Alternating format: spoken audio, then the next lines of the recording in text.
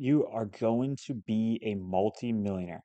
No, seriously. Stop scrolling and look at the math. Throughout this entire series, we've laid out the definitive, proven paths to get you to that exact outcome. The blueprint, it's already there. Now it's entirely up to you to pick a lane and execute. In this finale, I'm giving you a quick recap of those paths so you can decide which one fits your risk tolerance. But more importantly, I'm finally revealing the exact portfolio blueprint that I use for myself, the specific strategy that's allowed me to beat the market over the past 5 years. Without further ado, let's get into it. So I'll provide a quick recap of what we talked about in the past. I'll keep it to a quick 3 minutes. If you've already watched the past videos, go ahead and just click the chapter down below to skip ahead to where I start talking about my approach. We'll start off talking about the ETFs, the S&P 500 only approach or the Nasdaq 100 only approach. So between the S&P 500 and the Nasdaq 100, the difference really is if you're going with the S&P 500 only, you're going to experience lower volatility. You're going to have a more broad diversification because you're spread across 500 companies. The ETFs for S&P 500 will generally have a lower expense ratio. Oftentimes you can get around 0.03%, which basically just means it's going to cost you less to hold that ETF each year. Now, the Nasdaq 100 will have higher volatility. It's going to have larger swings to the upside, but you'll also have larger swings to the downside. The expense ratios on these ETFs generally are higher than the S&P 500. Oftentimes, it might be somewhere between 0.15% to 0.2%. And with the Nasdaq 100, you will have diversification, but there's going to be a heavy concentration in tech. And then historically, between the S&P 500 and the Nasdaq 100, the Nasdaq 100 has had higher historical returns, averaging between 14 to 15% over the past 40 years, while the S&P 500 is closer to that 11 to 12% range. Now, if you were to add in some individual stocks, adding in individual stocks into your strategy adds some benefits, but it also comes with some new risks that you wouldn't have with the ETFs. So I'll briefly talk about both of those if you were to pull an individual stock. So starting with the benefits of having individual stocks in your portfolio, the benefit is you have the potential to have higher upside. That goal of trying to get 20% returns each year, you're not going to get that with an ETF approach, but with individual stocks, you can. You can get a stock that can return hundreds of percents over the course of a few years if you do the research and identify those opportunities. Another benefit when you have individual stocks is you're going to become a lot more knowledgeable about the overall market, different industries, and those companies because you're going to be spending a ton of hours doing research about them. Individual stocks will generally have no fees to own them, unlike the expense ratios that ETFs have. The only expense you might have is if your individual brokerage where you're buying and selling the stocks, if they have some fees when you do those. And when you're pulling in individual stocks, it allows you to really customize your portfolio with determining how much you're weighted in certain sectors or individual companies. Versus an ETF, you're buying into the fund. They're determining what companies are in those funds and what the percent of overall weighting for that fund they consist of. Now, the risks that individual stocks will have is if you're holding individual stocks, there is the possibility now that you could lose 100% of your money. With individual stocks, there's going to be a lot higher volatility. So we said a benefit is you could get hundreds of percents in return in a few years, but you could also have a time where that individual stock goes down 80% plus in a single year. And individual stocks are not going to be passive like an ETF. You're going to have to spend the time doing a ton of research to understand the fundamentals of the company and where that company and industry is going in the future. So as a result, it can be stressful. There's going to be a lot of short-term moves with individual stocks. And when you're pulling in individual stocks, buying one company is not being diversified.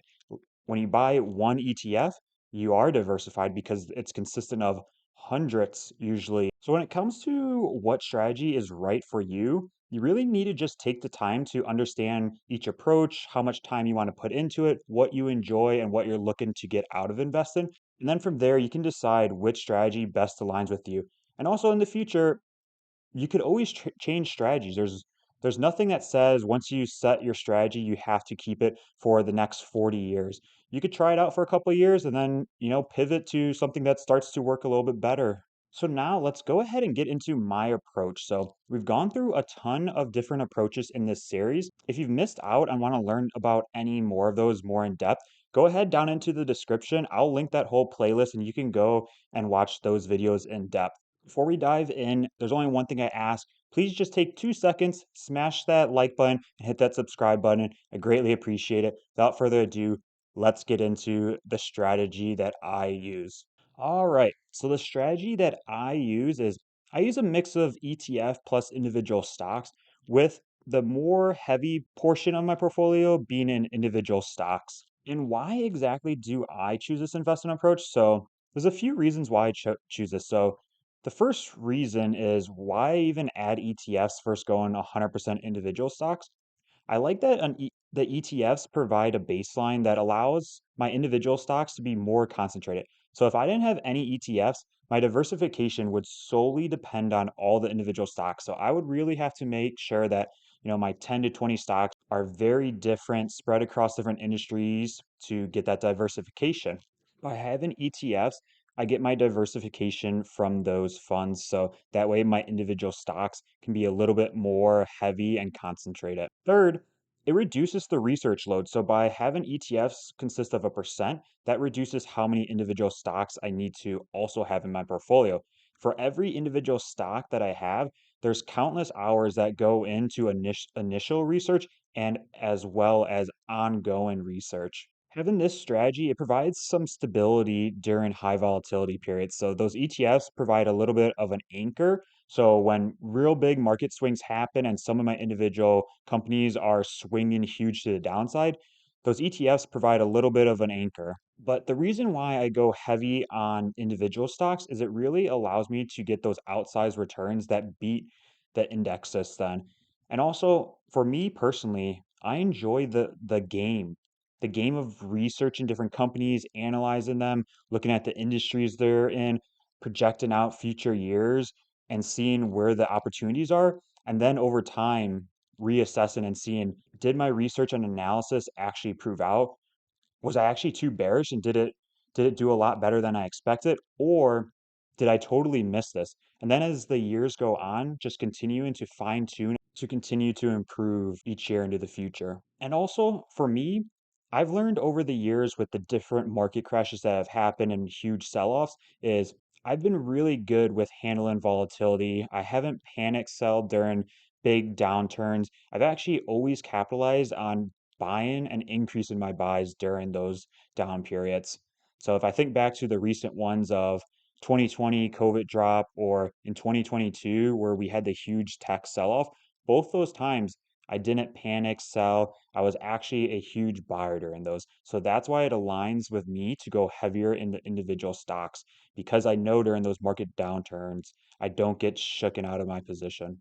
So if we look at a simple compound interest calculator with an initial investment of $1,000, monthly contributions of an additional $500, if we take this over a 40-year time period, and then we're going to look at 11% returns, which is the S&P 500. We'll look at 17% and then 23%, with 17% being a very realistic goal for this sort of approach because Nasdaq 100 alone would be a 14 to 15% return. So to get a couple more percent by identifying those great individual stocks and going a little bit heavier in them, you can definitely get 17%, if not more, for a knowledgeable investor. And as a result, that 40-year time horizon gets you to a nearly $20 million retirement nest egg. Now that's a pretty good chunk of change to go into retirement with. And you can see 11%, even the baseline of the S&P 500, $3.5 million. So like we said at the beginning, multi-millionaire, all these strategies we've laid out, if you were to follow them and you have time on your side from the time you're starting your career to when you're get into retirement, very realistic to end up a multi-millionaire if you stay the path. And if you can even improve from 17% and get closer to that 20% range, whew, look at these numbers. That's where it really starts to get fun. And over the years, I've really crafted my strategy around these 10 core investment principles. The first two is really on the mental side. So leaving those emotions at the door. Don't let short term noise cause you to panic sell out of fundamentally sound companies. And then don't find yourself chasing the next big run, years ago. Don't find yourself chasing a GameStop and FOMO buying in when there's no fundamentals behind it. Zooming out. When I first started investing, this was definitely trickier because I wasn't in the market for too long. Short term noise seemed like the worst thing possible and that I had done something wrong. But as the years ticked on, seeing the market play out and being able to always zoom out and see that over time, things always trend upwards, and being able to keep that in perspective when short term noise happens has helped me for the years I've been investing. The next few are really focused on researching individual companies, understanding the fundamentals, where they're going, where their industries are going, and running those projections to see what the opportunity is. And once I have that understanding, when those market downturns happen in my fundamentally sound companies, being able to buy extra heavy during the dip, so that way when the market recovers for those individual stocks, the returns are very outsized versus if I were to just wait or only invest in companies that were on the upswing. And then after that, after years of doing it, seeing your process work out and then being able to trust your process allows you to get through anything that the market throws at you. And then as the years tick on, allowing that compounding to really start working. Initially, the compounding is very small, but as those numbers build up and the compounding compounds the previous compounded numbers, you really start to see those numbers grow. And that allows you to just kind of start sitting back and enjoying the ride. You're not going to get scared during these big downturns. You're going to get weirdly excited because you have the opportunity to buy your favorite companies at discounts. And then when they start going on those runs, when you start getting those companies that might be going up multiple hundreds of percents over a few years, being able to really enjoy those runs after all the hours you put in. And anytime I'm looking for a new individual stock, there's always tons of research that needs to go in ahead of time. And during this process, if there's anything that stands out as a red flag, I just stop. You don't need to keep going to see if anything clears it up. If you don't like something, just stop, move on. You know how many stocks are in the overall stock market? There's tons. Everything needs to be perfect if it's going into your individual portfolio. So starting off, I look at the highest levels, what does the company do? What products do they sell? From there, I start looking at past performance and the management team. You want to make sure the management team is proven. An unproven, terrible management team can screw over a company for years. Then I'll start looking at the industries they're in. What's that industry's future look like? What's the margins in the industry? Is that industry growing into the future or is it a declining industry? Then after that, you'll get into the nitty gritty stuff such as their past earnings. Reading those reports and listening to those calls, listening to past investor day calls, past analyst day calls. And if it gets through all these, then you go into the 10K and make sure you're understanding those risks that the company lays out so nothing catches you off guard. So if I was starting my approach that I currently use, if I was starting this from scratch, how I would do this is ideally I'd want to eventually build up to 10 to 20 stocks in the portfolio. Also keeping in mind having a little bit of exposure to ETFs. For my first individual stocks, I'd want to have a few big tech names because they're dominant in so many different industries that they almost provide an ETF like diversification by being in those multiple industries. Next, they need to have a proven management team. If they still have a founder there, that's a plus because founders, they just have a little extra drive in them usually. Next, I want to make sure their industry has a huge total addressable market. We don't want to be in a declining industry where even if they're the best in that industry, if it's on the decline, it's not going to be a good stock. Want to make sure they're dominant or a clear path to becoming a big dog in their industry. They need to have high margin products. They need to have great cash to debt ratios. These two really just help provide safety if there's like a market downturn. Because if they have a low margin product, market downturns, sales drop, then they can quickly become unprofitable real quick. Next, looking at current valuation to make sure it's reasonable. You could invest in the best stock, but if the valuation's sky high, fundamentally they could keep improving, but the stock price itself could be flatlined or maybe even decline for years to go into the future as they settle into a more realistic valuation. And when I run my projections, I want to make sure base case we're beating the S&P historical numbers, and bear case, I want to make sure even in the worst case scenario that I'm not going to lose money. And Warren Buffett, he had a great quote: "Cash combined with courage in a time of crisis is priceless." And when I'm following my approach, I really think of this because as long as I fundamentally understand the company, ran the projections, understand the risks, understand where the industry is going, when a time of crisis happens, whether it's market wide or just with the specific stock, fundamentally, if there's still a sound company, this allows me to buy heavy and get those great discounts on those great companies. Understanding the market cycle helps me tremendously as well. So market goes into these huge upswings, gets to euphoria, and then eventually it drops down, and people get into this anger, depression, and we're at flat lines. But right when we get down to this bottom part, this is the time when I am buying heavy. So that way, when this upswing does start again, I've already built out those positions that I'm most confident in. So when the rally does start, I'm not caught off guard. Not caught buying at the top because I didn't understand the company and I don't want to miss the run. So having that understanding helps me be successful in the long run. And also just understanding whenever these huge macro level events happen, as we get into the future, they just become blips on the radar. It doesn't matter if they're an economic crisis, if there's some global conflict, some health crisis, a political event, or some disaster that happens. Many have happened over the past 30 years. And when you zoom out, the market just kept going up. So at the end of the day, these blips and drops that were temporary just became huge buying opportunities for us long-term investors.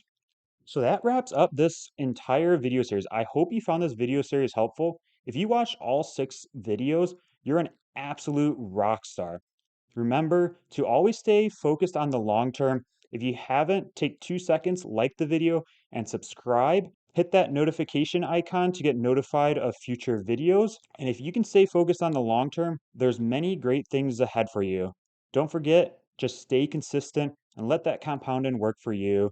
I appreciate you watching. Until next time. Peace.